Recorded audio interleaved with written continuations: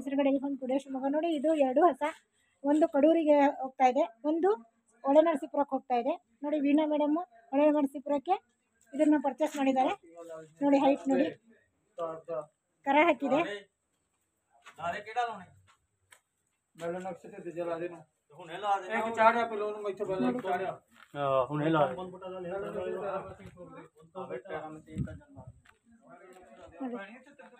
ನೋಡಿ ಕರ ಹಾಕಿರೋದು, ನೋಡಿ ಕರ ಹಾಕಿರೋದು 30+.